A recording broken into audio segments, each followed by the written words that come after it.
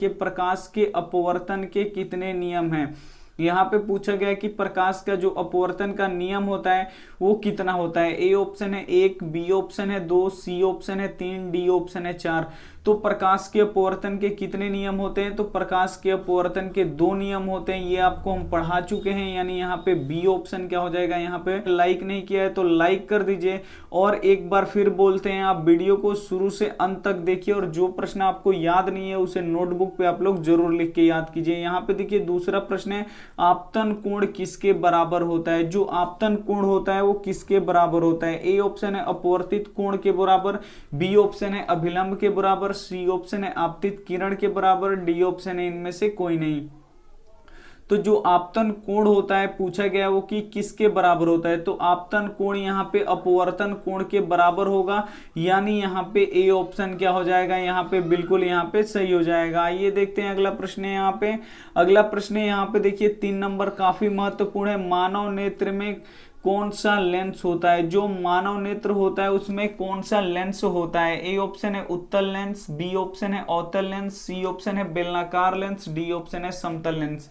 तो जो मानव नेत्र होता है उसमें कौन सा लेंस होता है, तो मानव नेत्र में यहाँ पे उत्तल लेंस होता है, यानी यहाँ पे ए ऑप्शन क्या हो जाएगा, यहाँ पे बिल्कुल सही हो जाएगा। बहुत ही महत्वपूर्ण प्रश्न है, तो एक भी प्रश्न को स्किप मत कीजिएगा। यहाँ पे आइए देख लेते हैं 4 नंबर प्रश्न।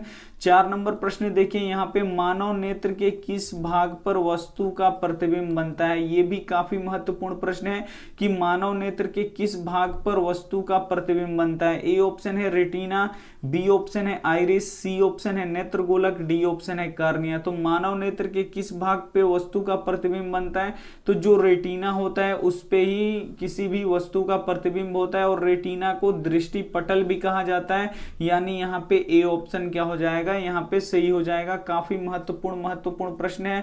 आइए देखते हैं 5 नंबर प्रश्न। 5 नंबर प्रश्न देखिए, जो लोहे तथा चुंबकीय पदार्थ को अपनी ओर आकर्षित करता है उसे क्या कहते हैं। ए ऑप्शन है चुंबक, बी ऑप्शन है अचुंबक, सी ऑप्शन है लोहा, डी ऑप्शन है सोना। तो यहाँ पे बोला गया है कि जो लोहे तथा चुंबकीय पदार्थ को अपनी ओर आकर्षित करता है उसे क्या कहते हैं, तो उसे क्या कहते हैं हम लोग चुंबक कहते हैं, यानी यहाँ पे ए ऑप्शन क्या हो जाएगा, यहाँ पे बिल्कुल यहाँ पे सही हो जाएगा। और लास्ट में एक होमवर्क प्रश्न है, उसका जवाब आप कमेंट बॉक्स में जरूर दीजिएगा। अगर वीडियो को आपने लाइक नहीं किया है तो प्लीज वीडियो को लाइक भी करते चलिए। तो यहाँ पे देखिए 6 नंबर प्रश्न है, प्रकाश की चाल कितनी होती है। जो प्रकाश की चाल है वो कितनी होती है। ए ऑप्शन है 3 × 10⁷ kg पर सेकेंड, बी ऑप्शन है 3 × 10⁷ सेंटीमीटर पर सेकेंड, सी ऑप्शन है यहाँ पे 3 × 10⁸ मीटर पर सेकेंड, यहाँ पे डी ऑप्शन है 3 × 10⁸ सेंटीमीटर पर सेकेंड। तो यहाँ पे प्रकाश की चाल कितनी होती है, तो प्रकाश की चाल 3 × 10⁸ मीटर प्रति सेकेंड होता है, यानी यहाँ पे सी ऑप्शन क्या हो जाएगा, यहाँ पे बिल्कुल सही हो जाएगा। और एक ऐसे भी दे देता है कि 3 लाख किलोमीटर पर सेकेंड, तो वो भी सही हो जाएगा, यानी यहाँ पे सी ऑप्शन क्या हो जाएगा, यहाँ पे बिल्कुल यहाँ पे सही हो जाएगा। आइए देखते हैं अगला प्रश्न है, यहाँ पे 7 नंबर प्रश्न देखिए, काफी महत्वपूर्ण प्रश्न है और ये बार बार परीक्षा में आता है। लेंस बनाने में किसका प्रयोग नहीं किया जाता है। यहाँ पे पूछा गया है कि लेंस बनाने में किसका प्रयोग नहीं किया जाता है। ए ऑप्शन है मिट्टी, बी ऑप्शन है प्लास्टिक, सी ऑप्शन है पानी, डी ऑप्शन है कांच। तो लेंस बनाने में प्लास्टिक का भी प्रयोग किया जाता है, पानी का भी प्रयोग किया जाता है, और यहाँ पे कांच का भी प्रयोग किया जाता है, लेकिन मिट्टी का प्रयोग नहीं किया जाता है। काफी बार ये प्रश्न पूछा गया है, तो ये आपको याद होना चाहिए। यहाँ पे ए ऑप्शन क्या हो जाएगा, यहाँ पे बिल्कुल सही हो जाएगा। आइए देख लेते हैं अगला प्रश्न। यहाँ पे अगला प्रश्न यहाँ पे 8 नंबर देखिए, नेत्र दान में नेत्र का कौन सा भाग दान में दिया जाता है। यहाँ पे पूछा गया है कि नेत्र दान जब हम लोग करते हैं तो उस नेत्र दान में आंख का कौन सा भाग दिया जाता है। ए ऑप्शन है रेटिना, बी ऑप्शन है आइरिस, सी ऑप्शन है नेत्र गोलक, डी ऑप्शन है कार्निया। तो यहाँ पे देखिए नेत्रदान में हम नेत्र का कौन सा भाग दान करते हैं, तो जो कार्निया वाला भाग होता है वही हम लोग दान करते हैं, यानी यहाँ पे डी ऑप्शन क्या हो जाएगा, यहाँ पे बिल्कुल सही हो जाएगा। आइए देखते हैं अगला प्रश्न। यहाँ पे अगला प्रश्न यहाँ पे देखिए 9 नंबर, चुंबक के कितने ध्रुव होते हैं। यहाँ पे पूछा गया है कि जो चुंबक होता है उसके कितने ध्रुव होते हैं। ए ऑप्शन है 2, बी ऑप्शन है 3, सी ऑप्शन है 4, डी ऑप्शन है 5। तो चुंबक के कितने ध्रुव होते हैं, तो चुंबक के 2 ध्रुव होते हैं, एक होता है उत्तरी ध्रुव और एक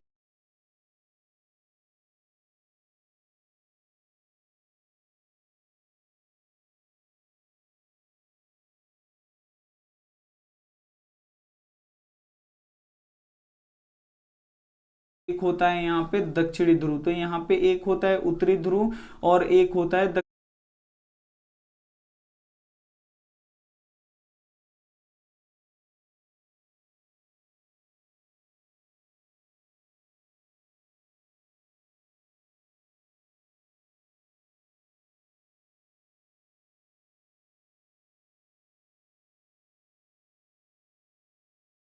ऑप्शन है 3, सी ऑप्शन है 4, डी ऑप्शन है 5। तो चुंबक के कितने ध्रुव होते हैं?